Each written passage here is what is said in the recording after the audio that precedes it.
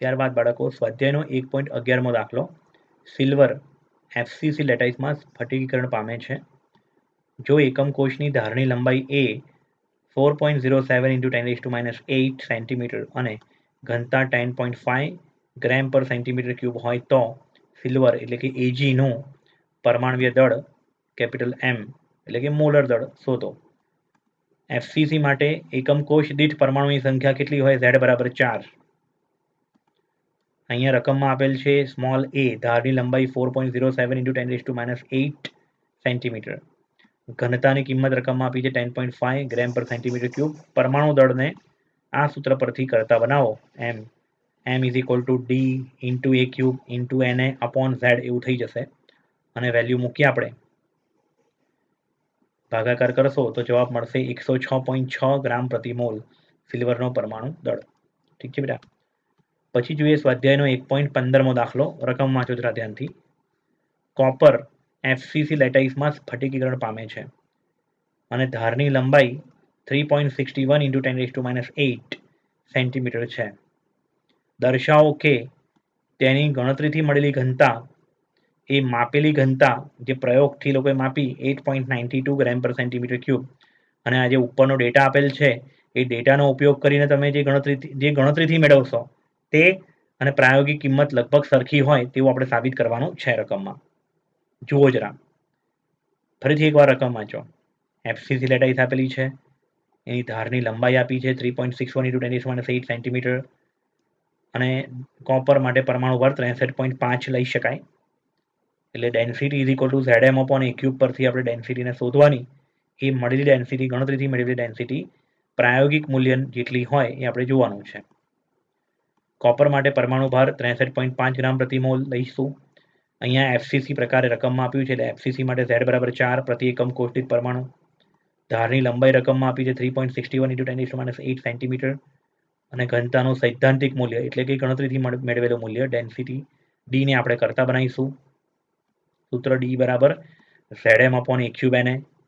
Value બધી મૂકી દઈએ. ગુણાકાર અને ભાગાકાર કરતા મળશે 8.96 ગ્રામ પ્રતિ સેન્ટીમીટર ક્યુબ. એ પ્રયોગથી મળેલી ઘનતા જે છે 8.92 ને મળતી આવે છે. ઓકે. ત્યારબાદ સ્વાધ્યાયનો 1.21મો દાખલો. ગોલ્ડ Au જેને પરમાણુની ત્રિજ્યા છે 0.144 નેનોમીટર તે ફલક કેન્દ્રિત એકમ કોષમાં સ્ફટિકીકરણ પામે છે. એકમ કોષની ધારની લંબાઈ કેટલી હશે? હવે આમાં તમારે ઘનતાનો ઉપયોગ કરવાની કંઈ જરૂર નથી. આમાં એકદમ સાદામાં સાદી વસ્તુ, આ 1 માર્કનો દાખલો છે, સાદી ભાષામાં કીધું દાખલી છે 1 માર્કની. આમાં તમને ત્રિજ્યા R આપેલી છે અને ધારની લંબાઈ સ્મોલ a પૂછી છે. ફલક કેન્દ્રિત એટલે FCC લેટાઇસ. FCC લેટાઇસ માટે મેં પેલો કોષ્ટક સૌથી પહેલું પેજ એમાં શું હતું? સ્મોલ a = 2√2r અથવા તો √2a = 4r. બરાબર ને? એમાં a ને કરતા બનાવો તો શું થાય? a = 2√2r. સિમ્પલ 1 માર્કનો દાખલો છે અથવા MCQ માં આવી શક્યા. ફલક કેન્દ્રિત માટે a = 2√2r. 2 × √2 એટલે 1.41 અને r ની વેલ્યુ આપી છે રકમમાં 0.144 નેનોમીટર. કિંમત મૂકીને ગુણાકાર કરતા જવાબ મળશે 0.406 નેનોમીટર. એ ધારની લંબાઈ મળી આપણને. આવો જ એક દાખલો છે સ્વાધ્યાયનો 1.24. રકમ વાંચો જરા ધ્યાનથી. એલ્યુમિનિયમ સમઘનીય સમૃદ્ધ સંકુલિત રચનામાં સ્ફટિકીકરણ પામે છે.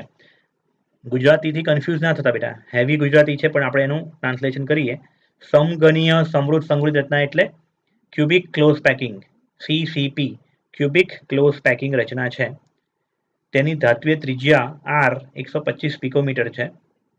એકમ કોષની ધારની લંબાઈ સ્મોલ a કેટલી થશે? સિમ્પલ ક્લોઝ પેકિંગ હોય તો SCP કહેવાય, જેનો Z = 1. BCC હોય તો Z = 2 અને FCC CCP હોય તો Z = 4. ઇવન ત્રિજ્યાનો બી કોષ્ટક મેં લખાયો હતો. સાદા ઘન માટે a = 2r. BCC હોય તો √3a = 4r અને FCC CCP હોય તો √2a = 4r અથવા a = 2√2r. એટલે અહીંયા આપણે ત્રીજા નંબરનું સૂત્ર કયું બેટા? a = 2√2r વાળું સૂત્ર વાપરવાનું છે. આપણને ત્રિજ્યા આર આપેલી છે અને એકમ કોષની લંબાઈ એ પૂછી છે, ધારની લંબાઈ એ પૂછી છે. અને બીજું અહીંયા રકમમાં પૂછ્યું છે એલ્યુમિનિયમના 1 સેન્ટીમીટર ક્યુબ કદમાં કેટલા એકમ કોષ રહેલા હોય. પહેલા તો સમઘનીય સમૃદ્ધ સંકુલિત રચના સીસીપી માટે √3a = 4r અને એને કરતા બનાવ્યો 4r/√3. આરની કિંમત મૂકી √3 એટલે 1.73 મૂક્યું, ગુણાકાર અને ભાગાકાર કરતા જવાબ મળશે 289.01 પિકોમીટર ધારની લંબાઈ. બીજો પ્રશ્ન શું પૂછેલો છે આની અંદર કે 1 સેન્ટીમીટર ક્યુબની અંદર કેટલા એકમ કોષ રહેલા હોય. આપણને શું મળ્યું? એક ધારની લંબાઈ મળી. આ ધારની લંબાઈ પરથી તમે શું કરી શકો છો? સમઘનનું કદ શોધી શકો છો. સમઘનનું કદ બરાબર a ક્યુબ ઇઝ ટુ સમઘનનું કદ એટલે a cube is equal to 289.01. એ શું હતું? પિકોમીટરમાં હતું. પિકોમીટરને સેન્ટીમીટરમાં કન્વર્ટ કરવા 10⁻10 સેન્ટીમીટર હોલ ક્યુબ. તો આ ગુણાકારને બધું કરતા છેલ્લો જવાબ મળશે આપણને 24.14 × 10⁻24 સેન્ટીમીટર ક્યુબ. હવે શું ત્રિરાશિ મૂકી શકીએ છીએ આપણે કે 24.14 × 10⁻24 સેન્ટીમીટર ક્યુબ બરાબર 1 એકમ કોષ. તો 1 સેન્ટીમીટર ક્યુબ બરાબર કેટલા એકમ કોષ? ક્રોસ ગુણાકાર થશે 1 × 1/24.14 × 10⁻24. ભાગાકાર કરતા જવાબ મળશે 0.0414 × 10⁻24. કેમ કે આ 10⁻24 નીચે છે, ઉપર જાય તો 10⁻24 થઈ જાય. અને છેલ્લે જવાબ મળશે 4.14 × 10⁻22. એ કુલ એકમ કોષની સંખ્યા. ઠીક છે બેટા. પછી સ્વાધ્યાયનો 1.13મો દાખલો. રકમ વાંચો જરા ધ્યાનથી. સ્વાધ્યાયનો 1.13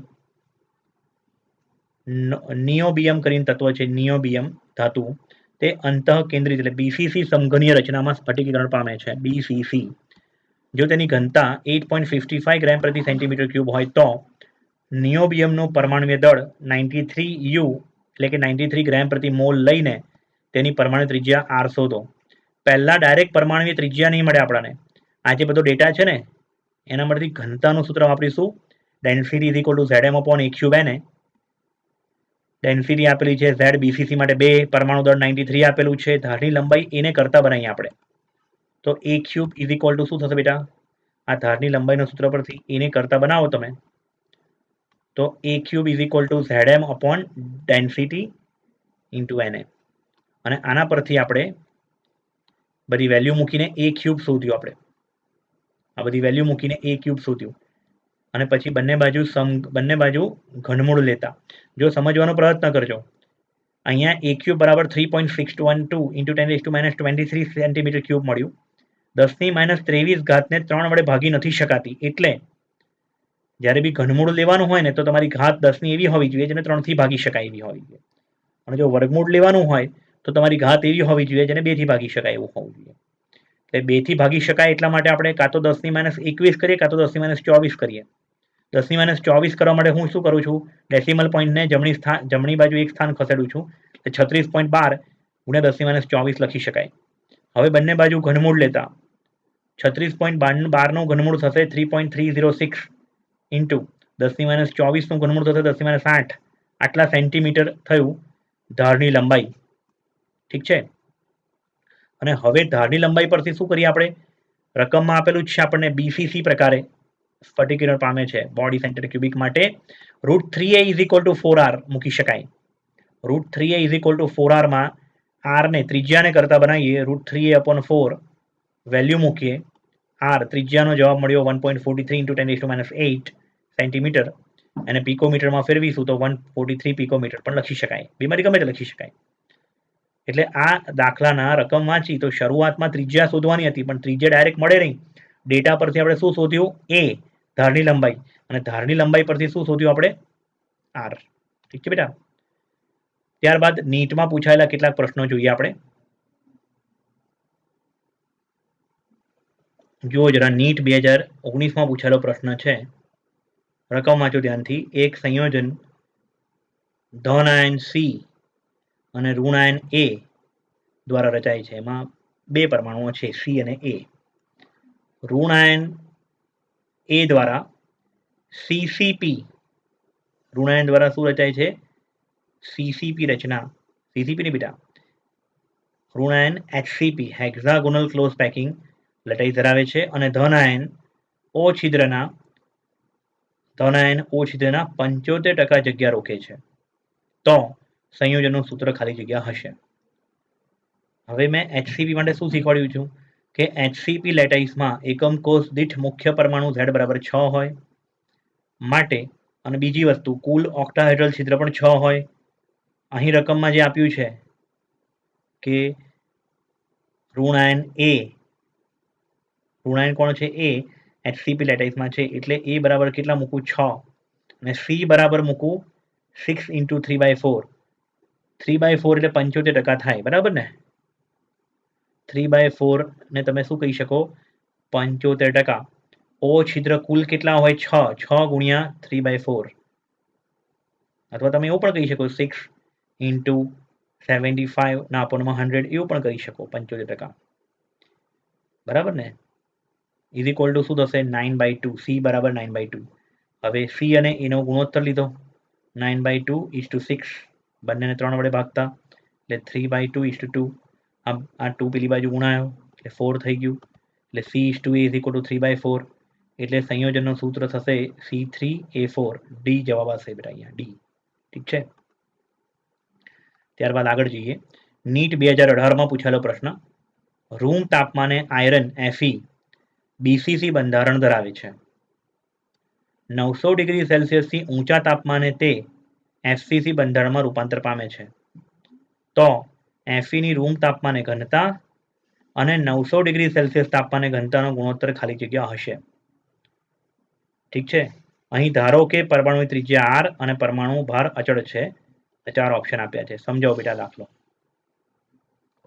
આપણે રકમમાં છીએ એમાં એક વસ્તુ છે કે આયરન Fe રૂમ તાપમાને BCC બંધારણ છે, અને તાપમાન વધારવાથી 900 ડિગ્રી સેલ્સિયસ તાપમાન લઈ જવાથી તેનું બંધારણ FCC થઈ જાય છે. એ પરમાણુઓની ગોઠવણી ભલે બદલાય, પણ એ પરમાણુની ત્રિજ્યા અને પરમાણુ ભાર કેવો રહે છે? અચળ. ત્રિજ્યા R બદલાય છે, ત્રિજ્યા R અચળ રહે છે અને પરમાણુ ભાર અચળ રહે છે, પરંતુ એકમ કોષનો પ્રકાર બદલાઈ જાય છે. એટલે BCC માટે તમે જુઓ ને, BCC માટે તો એનો સંબંધ શું હતો? √3A = 4R. એટલે A = 4R/√3 થાય. અને FCC માટે A = 2√2R. એટલે ધારની લંબાઈ બદલાઈ જશે. બંનેની શું બદલાઈ જશે? ધારની લંબાઈ. એટલે એકમ કોષનું કદ બદલાઈ જશે. તો ઘનતાનો ગુણોત્તર, બીજું, પ્રતિ એકમ કોષ દીઠ પરમાણુની સંખ્યા બદલાઈ જશે. BCC માટે Z બરાબર 2 હોય, FCC માટે Z બરાબર 4 હોય. એટલે તમારે ઘનતાનું જે સૂત્ર છે D = Zm/A3Na, ડેન્સિટી Zm/A3Na, માં કોણ અજ્ઞાત રહેશે? કોણ એની અંદર અચળ રહેશે ને કોણ વેરિયેબલ રહેશે? તો ડેન્સિટી Zm/A3Na પ્રમાણે પરમાણુ ભાર M અને એવોગાડ્રો Na, આ બે વસ્તુ શું રહેશે? અચળ. એટલે એને ધારો કે આપણે ઉડાઈ મારીએ તો density proportional to Z/A3. Density proportional to Z/A3 નો લોજિક તમારે વાપરવું પડશે. એનો ગુણોત્તર લેવો પડશે. કોનો માટે? BCC માટે ને FCC માટે. બસ સિમ્પલ મેથેમેટિક્સ છે. લોજિક જો ક્લિયર હશે, સૂત્રો આવડતા હશે, તો આ દાખલો બહુ ઇઝી છે. જોઈએ એનો ઉકેલ આપણે. રૂમ તાપમાને BCC નો Z બરાબર 2, FCC માટે 900 ડિગ્રી સેલ્સિયસ તાપમાને FCC માટે Z બરાબર 4, અને BCC માટે સૂત્ર શું છે? √3A = 4R. એટલે કે A = 4R/√3. બંને બાજુ ઘન લઈએ આપણે તો A³ = 64R³/3√3 BCC હોય ત્યારે. અને 900 ડિગ્રી સેલ્સિયસ તાપમાને √2A = 4R, કેમ કે FCC માં સૂત્ર આપણે ખબર છે, અને A = 2√2R. અને એનો ઘન લઈએ આપણે, A³ = 16√2R³ થાય. આ બંને A³ ની વેલ્યુ યાદ રાખજો. એ આપણે સૌથી પહેલા BCC માટે ઘનતા Zm/A³ ના સૂત્રમાં 2 × M/64R³/3√3 Na, છેદનો છેદ અંશમાં જાય એટલે થઈ જશે 3√3/32R³ M/Na. આ જ રીતે FCC માટે Z ની કિંમત, M ની કિંમત તો અજ્ઞાત છે, એટલે M જરૂર નથી. આપણે અત્યારે અહીંયા M ઉડી જવાનો છે, ઉપર નીચે ભાગાકાર કરીશું એટલે M અને એને ઉડી જશે. Z બરાબર 4 મૂક્યું મેં FCC માટે. A³ = 16√2R³ મૂક્યું. 4/16 એટલે 1/4 થઈ જશે, ચારે ભાગ ચાલશે.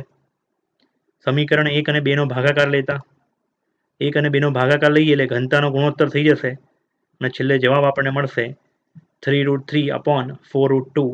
આ પ્રમાણે તમે ઓપ્શન સિલેક્ટ કરો તો ઓપ્શન છે સી. ઠીક છે બેટા.